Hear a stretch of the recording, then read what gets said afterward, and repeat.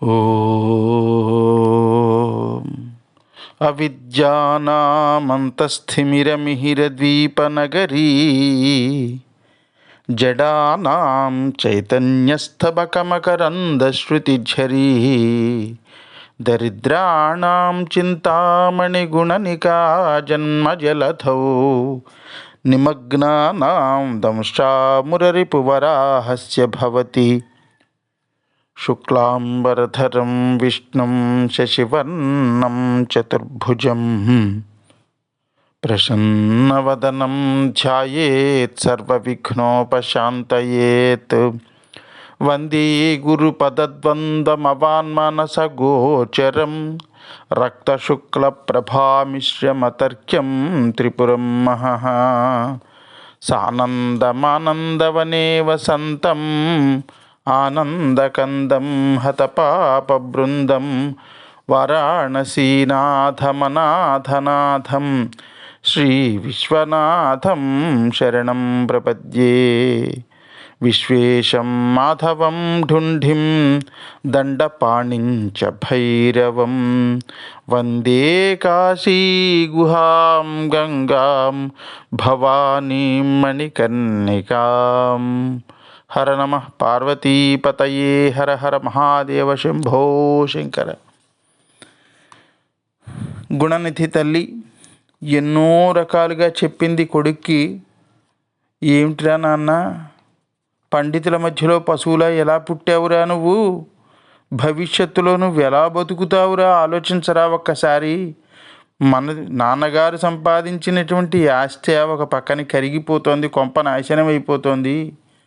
రేపో నేడో నీ గురించి ఈ రాజ్యాన్ని పరిపాలించేటటువంటి రాజుగారికి కానీ తెలిస్తే పండిత పుత్రుడు సుంఠ అయ్యాడు, సొంత కొడుకునే బాగు చేసుకోలేనటువంటి వాడివి నువ్వు నాకేం ఉపయోగపడతావయ్యా, నువ్వేం యజ్ఞం చేయిస్తావు, నువ్వేం యజ్ఞ బ్రహ్మవి అని మీ నాన్నగారి తలకు ఉద్యోగం కూడా తీసేస్తారా నాన్న.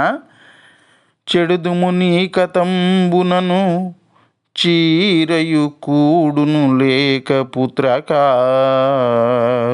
చెడుతుము నీ కతంబునను చీరయు కూడును లేక పుత్రకా.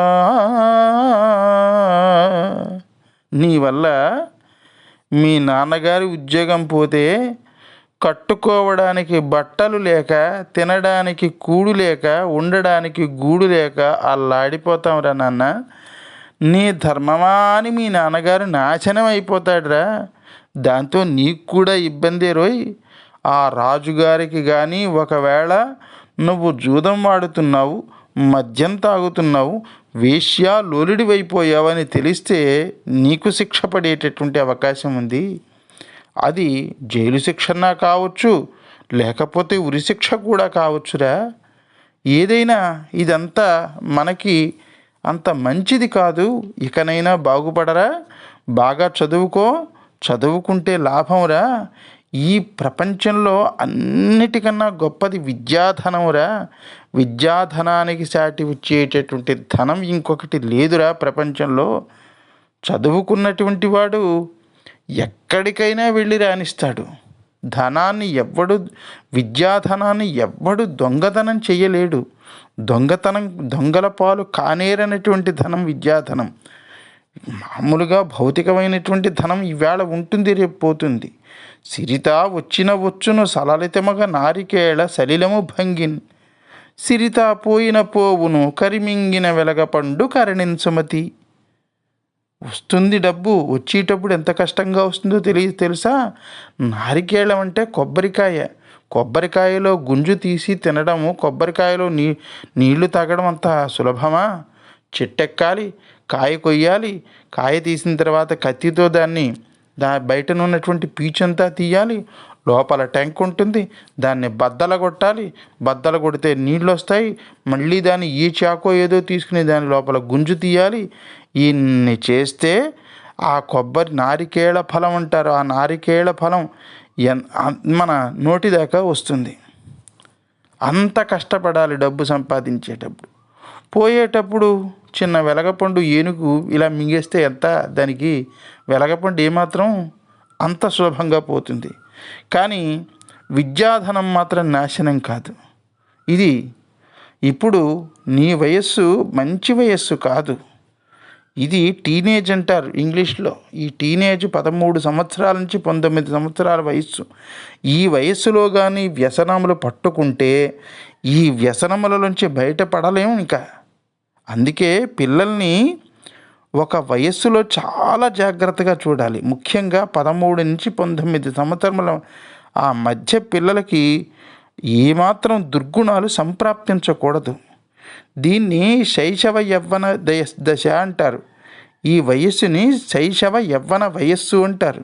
ఇంగ్లీష్లో దీన్ని టీనేజ్ అంటారు.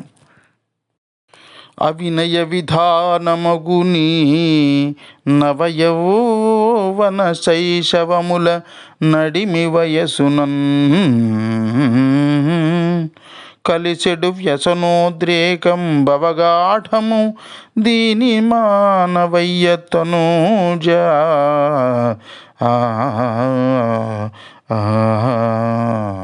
ఆవిడంటుంది.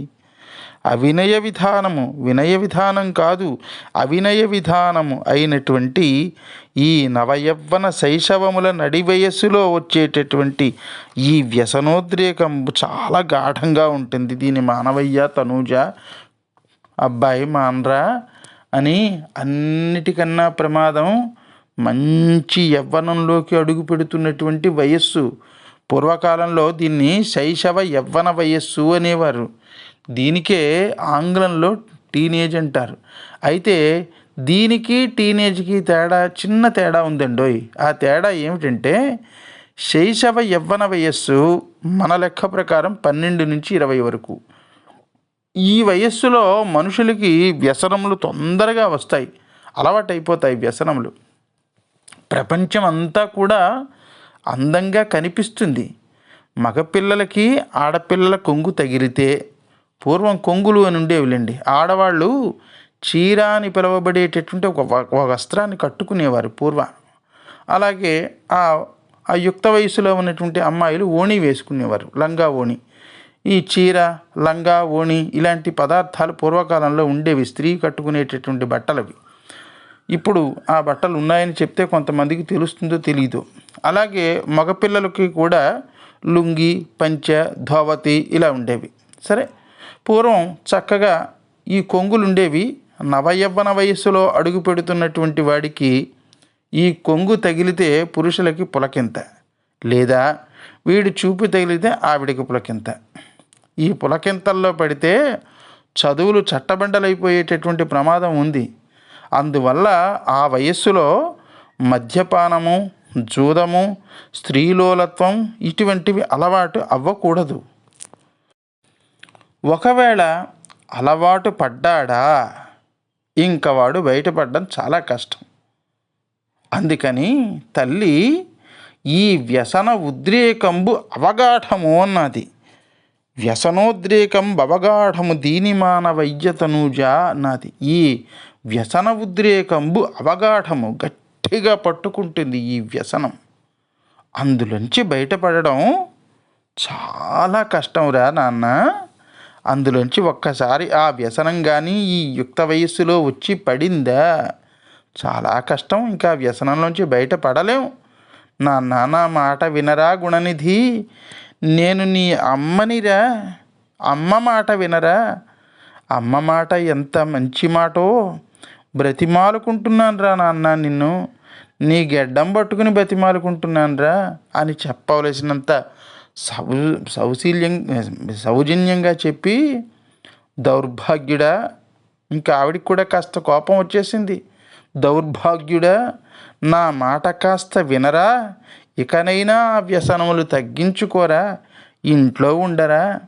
ఈ ఉన్నటువంటి ఇప్పటికే ఎంతో సంపద తగలేసావు, మీ నాన్నగారు సంపాదించింది, పూర్వీకుల నుంచి వచ్చింది, ఇంకేదో కాస్త సంపద మిగిలి ఉంది. ఈ ఉన్న సంపదనైనా సరే, ఈ మిగిలినటువంటి డబ్బు అయినా సరే కాస్త నిలబెట్టరా. ఈ కాస్త ఆస్తి మనం బ్రతకడానికి చాలు అని ఎంతగా బతిమలాడిందో ఆ గుణనిధిని. అంతగా అమ్మ బతిమాలినా వాడు వింటాడా? వాడి అప్పటికే యుక్త వయసులో ప్రపంచంలో ఎన్ని రకాల దుర్గుణాలు ఉన్నాయో అన్ని రకాల దుర్గుణాలకి నాయకుడైపోయాడు వాడు. అంతగా చెడిపోయాడు. అమ్మ చెప్తే వాడు వినలేదు. తర్వాత జరిగేటటువంటి కథాక్రమం మనం రేపటి భాగంలో వినే ప్రయత్నం చేద్దాం భక్త మహాశైలారా. అంతవరకు స్వస్తి ప్రజాభ్య పరిపాలయంతాం న్యాయేన మార్గేణ మహిమహీషా. గోబ్రాహ్మణేభ్య శుభమస్తు నిత్యం. లోకా సమస్తా సుఖినో భవంతు. సర్వే జనా సుఖినో భవంతు. హర నమః పార్వతీపతయే. హర హర మహాదేవ శంభో శంకర.